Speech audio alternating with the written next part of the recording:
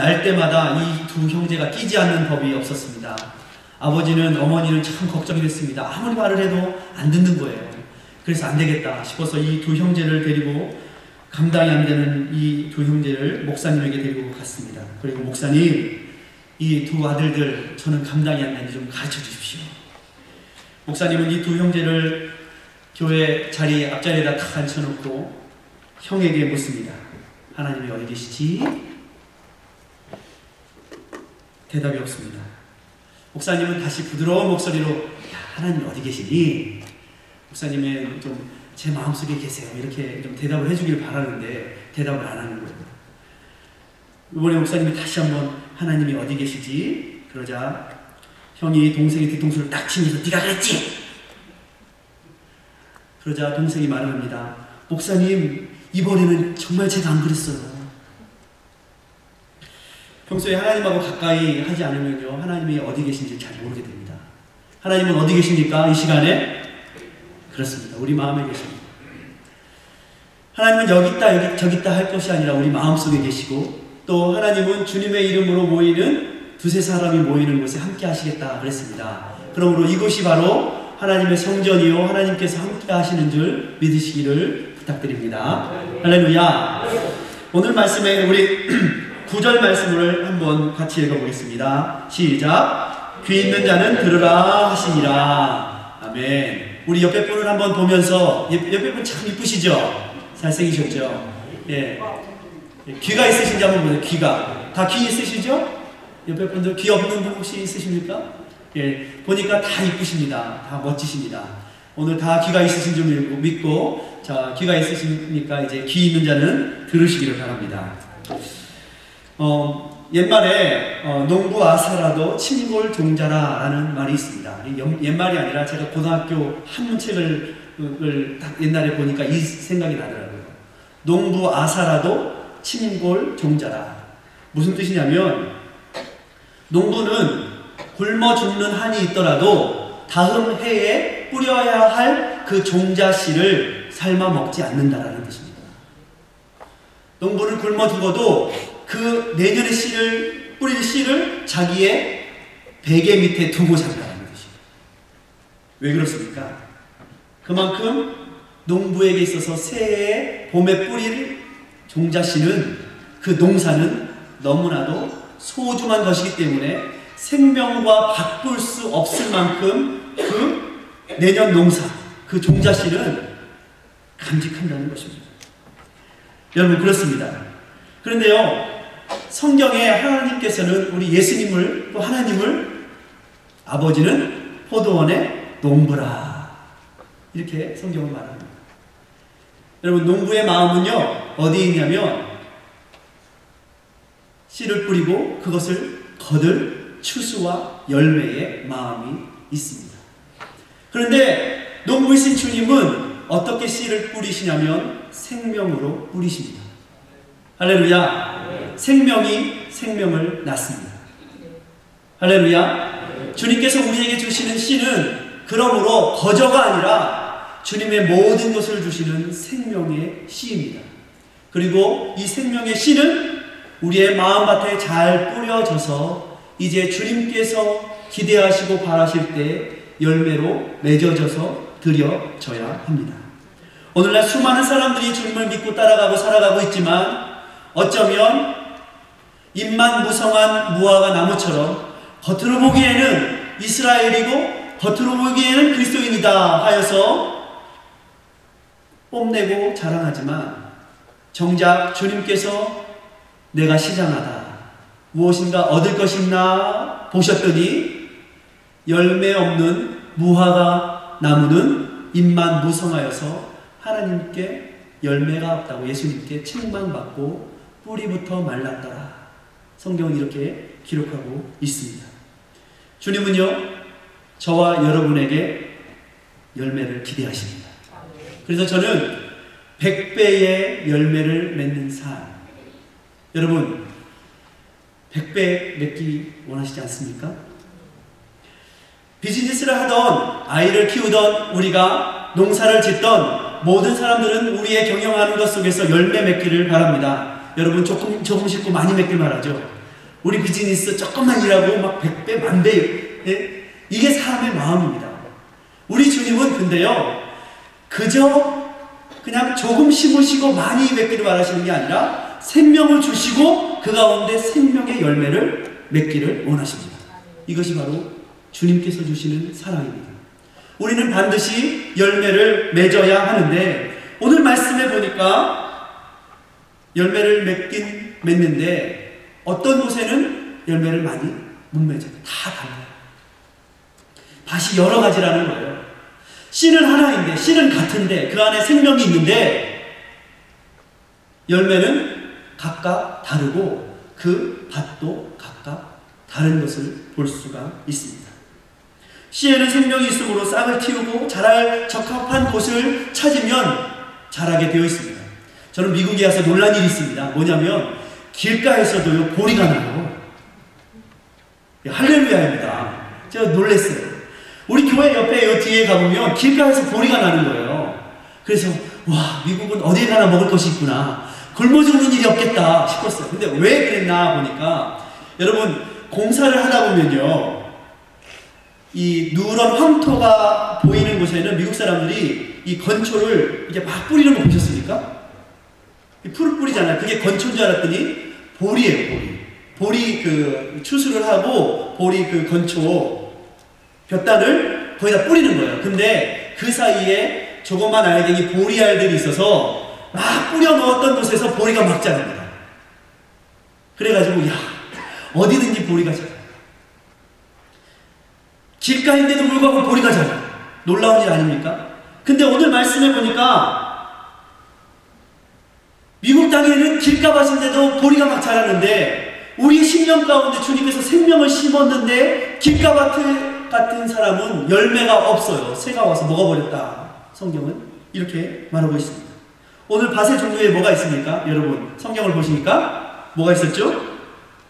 뿌릴 때 4절에 덜어는 어디 떨어졌어요? 길가에 떨어졌고, 5절에 덜어는 흙이 얇은 돌밭에 떨어졌고, 7절에 덜어는 가시떨기 위에 떨어졌고, 또 8절에 덜어는 좋은 땅에 떨어지네. 여러분, 우리가 100배의 결실을 맺으려면 어떻게 해야 될까요?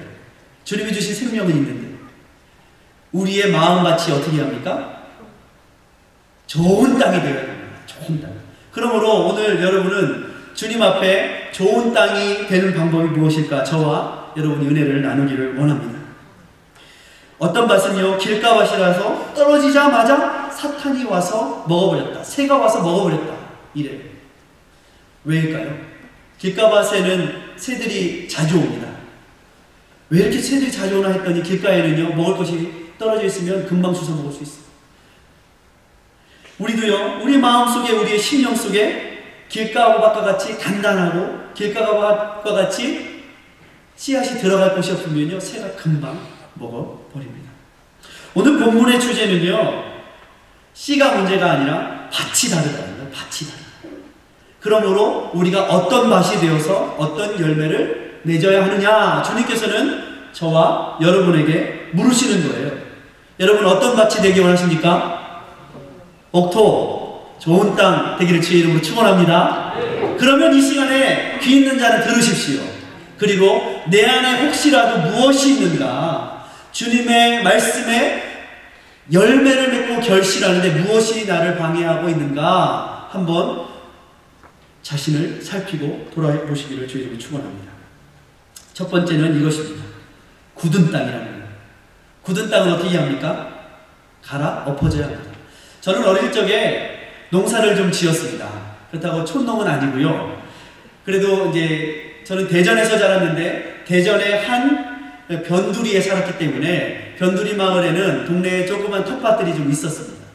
학교만 갔다 오면 할머니께서 같이 밭에 가자. 그러면 봄이 되면 어떻게 합니까? 삽을 들고 괭이를 들고 밭을 갑니다. 밭을 갈아 엎습니다. 농부가 씨를 뿌리기 전에 반드시 하는 일이 있습니다. 뭡니까? 밭을 갈아 엎는 것입니다. 밭을 갈아 엎어야지 씨를 뿌릴 수 있습니다. 그냥 묵은 땅, 가을에 추수하고 난 그 땅에다가 씨를 뿌리는 법이 없다라는 거예요. 반드시 어떻게 해야 된다고요? 갈아 엎어야지 씨를 뿌릴 수 있습니다.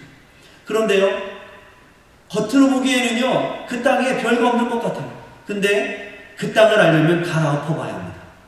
별게 다 나옵니다. 별게 다 나와요. 돌짝도 나오고 가시도 나오고, 작년에 다 내가 그래도 수확하고 간 줄 알았는데 고구마도, 예, 고구마도 나오고, 작년에 빼빼 말른 비틀어진 감자도 나오고, 별게 다 나온다는 거예요.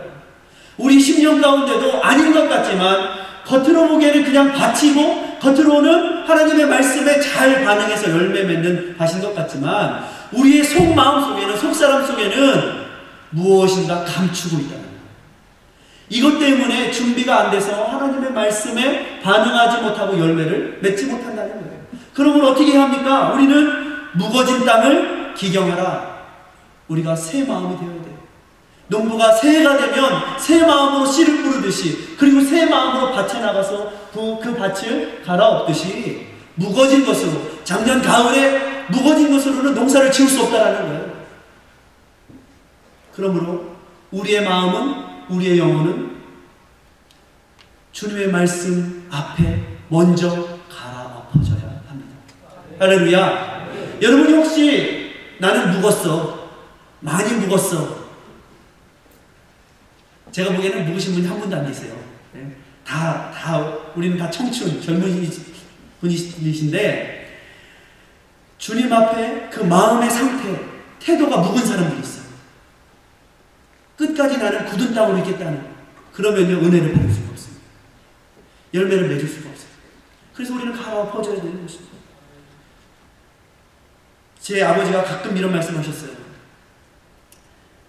인생에 어떤 사람을 만날 때 썩은 호박에 돌에 сон 것도 안 들어갈 사람들과는 가까이 하지 마라. 이게 무슨 뜻인지 아십니까? 너무 어려운 말이죠. 썩은 호박은 손가락으로 눌러도 잘 들어갑니다. 그런데요, 어떤 사람은 그 마음의 상태가 썩은 호박에 이 돌아가는 송곳이 들어가지 않을 만한 사람들이 있다는 거예요.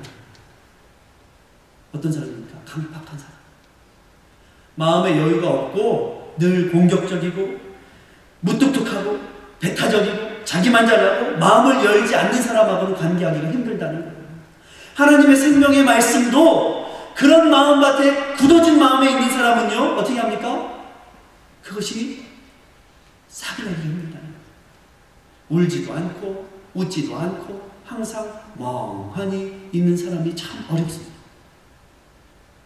그래서 저는요, 사람들 대할 때 잘 웃고 잘 울 수 있는 사람들을 보면 너무너무 좋아요. 그런 사람들하고는요, 마음이 통해요. 그냥 말만 하면은 그냥 별거 아닌데 크르르 웃어주고. 할렐루야. 예. 목사가 별로 설교 못하는데도 아멘 하고 이렇게 은혜도 받고. 할렐루야. 예. 그러면 참 제가 마음이 참 좋습니다. 그런데요, 제가 좀 웃어보라고 유머를 하는데도 뭔 소리를 하는 거냐, 이러면 참 제가 설교를 참 하기가 어려워요. 하나님의 말씀, 이것에 유연한 마음, 부드러운 마음으로 우리가 엎어져서 주의 말씀을 들어야 된다는 거예요. 그러면 오늘 말씀해 보니까 어떤 밭이 열매 맺기가 어렵죠? 첫 번째 보니까 길가밭, 다음에는 돌밭이었어요. 돌밭. 돌짝밭과 같은 마음이 있어요. 마음에 고집이 넘치고 꿍한 마음. 이 돌짝밭 같은 마음은 어떤 마음이냐면, 공격은 안 해요. 다른 사람들 공격은 안 해요. 근데요, 마음속에 꿍한 마음으로 걸리기만 걸려봐라, 이런 마음이다. 사랑해. 주님의 말씀, 이걸 잘 받아야 되는데, 여러분, 밭을 갈다가요, 큰 돌을 만나면 어떻게 되는지 아십니까? 쿵 소리가 납니다. 쟁기를 들고 밭을 갈다가 큰 돌짝을 만나면 쟁기가 나갑니까? 못 나갑니까? 쿵 하고서 부딪혀서 쟁기가 나가집니다. 저도 이 묵은 땅을 이 삽으로 감는데 돌짝이 있으면요, 삽이 부러지죠.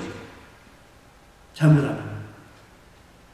신앙생활에도 꿈쩍도 하지 않는 이 돌이 있다라는 거예요. 오늘 말씀해 보니까 겉으로는 흙이 얇아, 덜어는 흙이 얇은 돌밭이라고 했어요. 겉으로 보기에는요, 흙인 줄 알았어요. 겉으로 보기에는 이게 밭이다, 좋은 땅인 줄 알았어요. 그런데 쟁기를 들여보니까, 삽을 들여보니까 그 마음에 뭐가 있어요? 돌짝이에요, 돌짝. 다른 사람을 정죄하고 치우려고 하는 정자가 돌로 치라 그러면은 어떻게 합니까? 우리 같으면 다 하나님 앞에 저도 죄인입니다 이럴 텐데, 죄 없는 사람은 돌로 치라 그러면 얼른 가서 치는 이런 사람들. 신앙생활에 이렇게 돌짝 같은 마음같이 결실을 방해하고 있습니다. 큰 돌이 그 마음속에 딱 버티고 있어요. 적극적으로 남은 공격하지 않지만 누가 내 밭을 가려고만 하면 어떻게 합니까? 자기 의견에 반대된다고 해서 쿵 소리를 내고 쟁기가 나가지 못하게 합니다. 이것이 바로 돌짝의 특징입니다. 여러분 그거 아세요? 참 신기한 일은 제가 밭을 파봐도 아니 작년에 그렇게 많이 돌짝을 골라냈는데 또 있어. 또 있다니까요. 신기해요. 누가 우리 집 밭에만 돌짝을 갖다 버리는지 모르겠지만, 옆집 돌순이네가 우리 집에 돌짝을 갖다 버리는지 모르겠지만, 해마다 돌짝을 밭을 가는데 또 나오고 또 나오고 돌이 나옵니다. 그런데 우리의 인생도 마찬가지예요. 주님 앞에 아닌 것 같지만 우리 마음속에는 항상 돌짝이 있습니다. 어떻게 합니까? 끝까지 보물단지 마냥 잘 간직하시겠습니까? 얼른 갖다 버립니다. 그래야지 그것이 부드러운 땅이 되고 옥토가 되어서 결실할 수 있는 거예요. 어떤 사람은 그 고집으로 꼭 보물단지 마냥 그것을 끝까지 고집으로 가지려고 하는 사람이 있습니다. 적극적으로 참여도 않으면서 안 챙겨주면 서운해하고, 겉으로는 웃으면서 속으로는 단단히 굳어져 다른 사람들의 말을 듣지 않는 이것이, 떡 버티고 서 있는 이것이 결실을 방해하고 쟁기가 나가는 것을, 밭이 갈아엎어지는 것을 방해한다는 것입니다. 이렇다면 결실하기 어렵다는, 말씀을 듣기는 하지만 오늘 말씀에도 어떻게 했어요? 돌밭에 떨어짐에 흙이 깊지 아니하므로 싹이 나오다가 뿌리를 내지 못하였다. 다른 성경에는, 마가복음과 누가복음에도 이 말씀이 나오거든요. 다른 성경에는 그곳에 습기가 없으므로 뿌리가 내리지 못하고 말랐다 이렇게 했어요. 여러분, 습기가 있는 땅이 좀 좋은 땅입니다. 그래서 그 마음이 굳어지면 안 돼요. 그 마음속에 좀 지렁이도 좀 살고, 그래야지 땅을 이렇게 갈아엎어서 그 안에 산소도 생기고 영양분도 생기고 할 텐데, 돌짝이 가득하면은요 지렁이가 돌아다니겠습니까? 그곳에 산소가 들어갈 수 있겠습니까? 좀 이렇게 매줘야지 되는데 그럴 틈이 없다라는 거예요. 하나님의 말씀보다 자기 주장이 세니까 하나님의 말씀이 뿌리를 내릴 수가 없어요. 성경 잠언 12장 12절에는 아이는 불의의 이를 탐하나 의인은 그 뿌리로 결실하느니라. 여러분, 뿌리로 결실하는 것입니다. 뿌리가 내려야 결실할 수 있습니다. 뿌리로부터 자양분을 빨아들여서 결실할 수 있는 것입니다. 그래서 어떻게 합니까? 깨지든지 걸러내든지. 할렐루야. 깨지든지, 따라서 해봅시다. 깨지든지 걸러내든지. 할렐루야. 깨지든지 걸러내든지. 뭐예요? 온유해지라는 거예요. 부드러워지라는 거. 부드러워야 돼요. 주님 앞에 여러분 드리는 여러 제물이 있었습니다. 구약의 제사법이 있었습니다. 그 중에 곡물로 드리는 제사법이 뭐라고 그랬냐면 소제였어요. 소제. 레위기 2장 1절에서 16절에 보면 이 소제에 대해서 아주 자세하게 나옵니다. 소제는 유일하게 동물의 피로 드리는 제사가 아닌 땅에서 나온 곡물로 드리는 제사입니다. 그런데 이 소제인 경우에는 무엇을 의미하냐면 성도와 하나님과의 교제를 의미합니다. 또 성도들 간의 교제를 의미하는 것이 소제의 의미입니다. 부드럽지 않으면, 온유하지 않으면 교제가 막힙니다. 우리의 마음이 여러분 부드러워요. 옛날에 용각산 선전 어떻게 했는지 아십니까? 용각산 아십니까 여러분? 용각산은 소리가 나지 않습니다. 왜요? 부드럽기 때문에.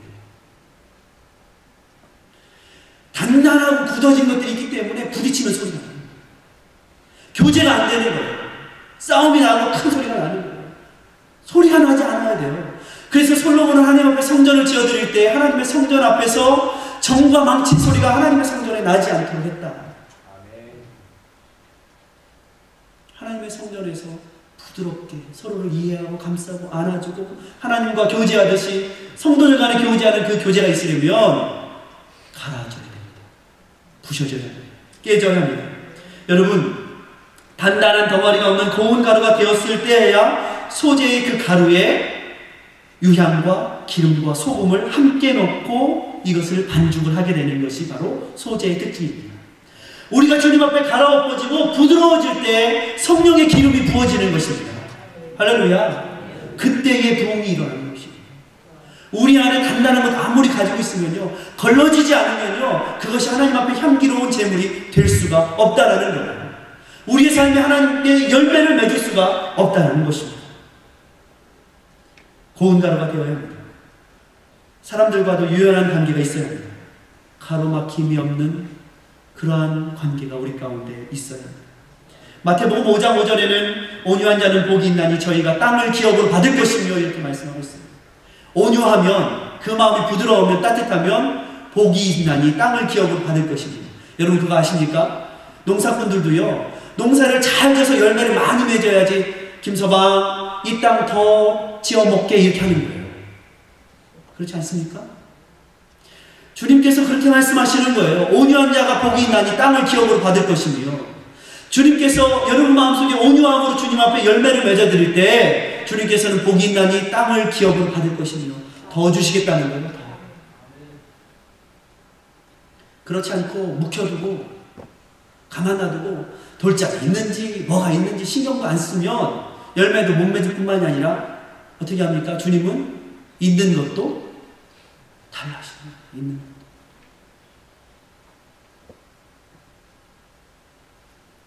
세 번째로는 가시떨기나 밭입니다. 7절에 더러는 가시떨기 위에 떨어짐에 가시가 자라서 기운을 막았고. 여러분, 인생 가운데 농사를 짓다 보면, 저도요 우리 교회 앞마당에 농사를 짓는데 아니 심지도 않은 게 나아요. 신기하죠? 심지도 않은 게 뭐가 날까요? 잡초가 나죠. 잡초는 심지도 않은 데서 잘 나요. 가시도요 심지도 않은 데서 잘 나요. 아니 맨날 좀 잘 자라는 오이는 안 자라고 심지도 않은 왜 잡초는 그렇게 잘 자라는지 맨날 가서 뽑아주고 얼러주고 해야지 이게 열매를 맺을 수 있어요. 그런데 우리도 똑같습니다. 인생도요, 우리는 심지도 않았는데 우리 마음속에 가시는 잘 자라요. 잡초는 잘 자라요. 그래서 정원사가 없는 정원은 없답니다. 여러분 마음의 정원을 잘 가꾸셔야 합니다. 가꾸지 않으면요 맨 잡초가 시됩니다. 우리 죄송한 말씀이지만 제가 안타까운 마음이 있습니다. 우리 저쪽에 축구장, 우리 교회 축구장이 있습니다. 처음에는 잔디밭이라고 그랬는데 안 가꿨더니 잔디를 볼 수가 없어요. 잔디는 다 어디로 갔는지 잡초가 무성해요. 아니 심기는 잔디를 심었는데 한두 해 안 가꾸니까 어떻게 됩니까? 잡초가 키만큼은 자랐어요. 그렇습니다. 우리가 하나님의 말씀을 열매를 맺기 위해서는 우리의 마음의 정원을 가꾸지 않으면 안 된다는 거예요. 날마다 가시가 있을 때 그걸 두려워하고 무서워 가시를 도망가면 가시 밭이 되어버리는 것입니다. 조금 찔리겠죠. 조금 아프겠죠. 그래도 어떻게 합니까? 가서 가시는 안 돼. 우리 밭에 가시는 안 돼. 담대히 걷어내야 된다는 거예요. 그런데 많은 사람들이 그걸 두려워해요. 그리고 피해요. 여러분 그래서 이 스카펫이라는 사람이 아직도 가야 할 길 이런 책 썼습니다. 끝나지 않은 여행. 정신과 의사예요. 이 사람이 칼 융이라는 사람의 말을 빌어서 이렇게 말을 합니다. 노이로제란 마땅히 겪어야 할 고통을 회피한 결과이다. 이렇게 말을 해요. 뭐냐면 많은 사람들이 왜 노이로제에 걸리냐면 마땅히 가시 좀 찔려도 그걸 걷어내야 되는데 그거를 무섭다고 피해갔더니 나중에 됐더니 그 삶이 가시밭이 되어버려요. 감당할 길이 없는 거예요. 믿음의 사람들은요 어떻게 합니까? 담대히 그것과 맞부딪혀서 걷어내라는 거예요. 그래야 열매가 있게 되는 거예요. 예레미야서 17장 7절과 8절에는 이런 말씀이 있습니다. 그러나 무릇 여호와를 의지하며 여호와를 의뢰하는 그 사람은 복을 받을 것이라. 그는 물가에 심기운 나무가 그 뿌리를 강변에 뻗치고 더위가 올라올지라도, 여기서 더위가 뭐예요? 시험과 고난이 올지라도 두려워 아니하며 두려워 아니하며, 고난이 와도 두려워 아니하며 담대하게 그 잎이 청청하며 그 색깔과 빛을 잃지 않으며 가무는 해에도 걱정 없이 결실을 그치지 아니함 같으니라. 여호와를 의리하는 자에게. 여호와를 의리하십시오. 힘들고 어렵죠. 그럴 때마다 여호와를 의리해야 돼요. 이런 찬양이 있어요. 여러분, 미국에 되게 유명한 가수가 불렀는데 그 사람이 원래 복음송 가수였거든요. 엘비스 프레슬리. 근데 이 사람이요, 원래 복음송 가셨다가 나중에 교만해져가지고 좀 좋지 않은 말로를 겪었지만 이런 찬양이 있습니다. 주님이여 이 손을 꼭 잡고 가소서. 제가 그 가사 놔뒀는데 그 다음번에 가사가 있을 거예요. 한번 틀어주셨으면 좋겠습니다. 주님이여 이 손을 꼭 잡고 가소서. 약하고 피곤한 이 몸을 폭풍 흑암속 해치사 빛으로 손잡고 날 인도하소서. 인생이 지치고 고난이 겹칠 때 주님이여 날 도와주소서. 외치는 이 소리 귀 기울이시사 손잡고 날 인도하소서. 할렐루야. 힘들죠. 어렵죠. 그렇지만 주님을 붙들고 우리 앞에 있는 인생의 가시길 어떻게 합니까? 담대함으로 걷어내야 합니다. 그래야지 그 이파리가 청청하게 되는 거예요. 늙어서도 결실하게 되는 거예요. 할렐루야. 많은 사람들이 이 시대에 그리스도인들이 색깔이 없어요. 색깔. 예수 믿는 색깔이 없어요. 카멜레온 같아요. 이럴 때는 여기 붙었다, 저럴 때는 저 색깔이었다. 카멜레온. 예수 믿는 사람은요, 십자가 보혈의 색깔이 분명해야 합니다. 그럴 때 하나님께서 우리를 붙드시는 거죠. 여러분 그거 아십니까? 그럴 때 하나님께서는 우리를 어떻게 합니까? 돌짝도, 가시떨기도, 굳어진 마음도 다 어떻게 하세요? 회복시키시고 걷어내시고 그 상처에 묶여있지 않고, 과거의 쓴뿌리와 상처에 그냥 묶여있지 않고 놀라운 능력의 사람으로 하나님께서 열매 맺게 하시는 것입니다. 신앙은요 반드시 정서와 함께 갑니다. 그 신앙이 하나님 앞에서 회복된 사람은 그 정서가 회복됩니다. 어떤 사람들은요, 그 상처가 많은 사람들, 그 마음속에 쓴뿌리가 많고 가시가 많고 돌짝이 많은 사람들은요 항상 그 정서가 불안해요. 그런데 하나님께서 회복하신 사람들은 그 정서가 하나님께서 만드신 자연에도 잘 반응할 줄 알고 아름답다, 기쁘다, 즐겁다, 때로는 슬픈 일을 보면 함께 울 수 있고 함께 웃을 수 있는 이 정서를 하나님께서 회복시키신다는 거예요. 그래서 조나단 에드워드라는 사람은 신앙과 정서라는 책을 쓰면서 수많은 하나님께서 만드신 자연을 보면서 하나님을 찬양하고 그 감격 속에 빠지고 하나님께 영광 돌리는 그 찬양의 고백들을 많이 썼던 것을 볼 수가 있습니다. 여러분, 굳은 마음, 돌짝의 마음, 상처에 가시된 마음이 남아있는 사람들 주님 앞에 내려놓으십시오. 갈아엎으십시오. 그러면 하나님께서요 여러분의 마음과 생각과 정서까지도 새롭게 하십니다. 그리고 그것을 통하여 하나님은 이제 열매를 맺기 시작하십니다. 그래서요 예수 믿은 다음에 예수님을 만난 사람들의 특징이 뭔지 아십니까? 함께 웃고 함께 울 줄 안다는 거예요. 그 사람이, 어떤 사람이 가슴 아픈 일이 있으면 함께 울어주고 즐거운 일이 있으면 함께 웃어준다는 거예요. 이것이 회복됩니다. 우리 엘림의 공동체 가운데 이 하나님께서 주시는 축복을 회복하시기를 주의 이름으로 축원합니다. 이것이 오늘 저는요 참 감사하고 좋은 날이에요. 왜냐하면 우리 성합성 집사님, 우리 천영옥 권사님 하나님께서 축복하셔서 80번째 생일을 맞이하면서 얼마나 기쁩니까? 우리가 함께 웃고 함께 축복해줘야 되는 날이라고 믿습니다. 할렐루야. 얼마나 귀한 일입니까? 우리 안에 이런 귀한 축복들을 함께 나누고 사랑하고, 이것이 바로 그리스도인들이 맺어지는 열매인 것입니다. 우리는 어떤 열매를 맺어야 합니까? 결론으로 주님께서는 우리에게 성령의 열매를 맺으라 하십니다. 오직 성령의 열매는 사랑과 희락과 화평과 오래 참음과 자비와 양선과 충성과 온유와 절제니 이 같은 것을 금지할 법이 없느니라. 그 누구도 금지할 수 없습니다. 우리가 그리스도 예수 안에 성령 충만함으로 구할 때. 할렐루야. 이 열매는요, 그런데요, 한 열매를 잘 살펴보십시오. 그냥 거저가 아니라 이것은요, 우리가 주님 앞에 순종할 때, 헌신할 때, 그리고 우리의 마음의 밭을 갈아엎는 그 정원사의 수고를 아끼지 않을 때 맺어지는 열매라는 것입니다. 저와 여러분, 오늘 이 아침에 우리가 하나님 앞에 고운 가루로 갈아엎어져서 아름다운 성령의 기름 부으심이 함께 기름으로, 유향으로, 소금으로 함께 버무러져서, 할렐루야! 그래서 저는 비빔밥이 맛있어요. 버무려진 이 비빔밥 함께 버무려져서 하나님께 아름다운 향기로 열매 드려지는 저와 여러분이 되시기를 주의 이름으로 축원합니다. 기도하겠습니다.